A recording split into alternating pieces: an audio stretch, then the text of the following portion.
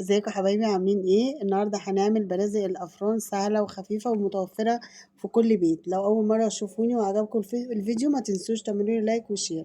ودلوقتي هنبدا في المقادير. كوبايه ميه، 5 معالق سكر، معلقه صغيره نشادر، رشه فانيليا. وبعد كده هنبدا نقلب الخليط دوت لحد ما السكر بس يبدا معانا يدوب شويه بالشكل ده كده. هنبدأ ننزل بنص كوباية سمنة على زيت ونقلبهم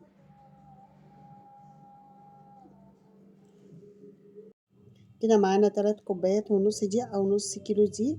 هنحط نص الكمية ونبدأ نقلبها، وهنحط رشة ملح. نبدأ نقلب كده لحد لما الخليط يبدأ يتجانس مع بعضه.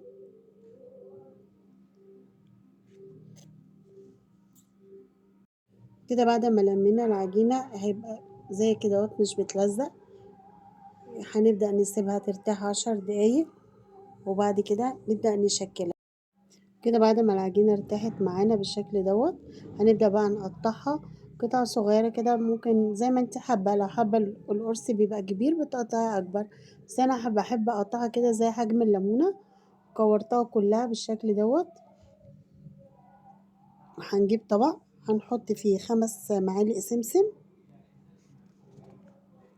بس يفضل يكون فاتح اللي هو سمسم الأبيض. وهنحط معلقتين سكر بالشكل ده كده. وهنجيب معلقة زيت عشان بس يبقى يمسك على البسكوتة. هنقلبهم كده يبقوا شبه الرمل.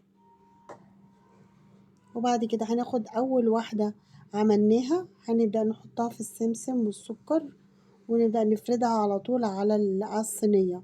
الافضل ان احنا نفردها على الصينية، عشان احنا لو فردناها على الرخام شكلها هيبقى مش حلو معانا بالشكل دوت. هنخلص بقى كل الكمية اللي معانا بالشكل ده، وعملت معانا كمية كبيرة تقريبا بتاع 31 قرص قراقيش. فبتعمل كمية كبيرة من حاجات صغيرة يعني. فهتعجبكم أوي، جربوها هتعجبكم ومش مكلفة خالص، وبتبقى حلو جدا مع الشاي بلبن.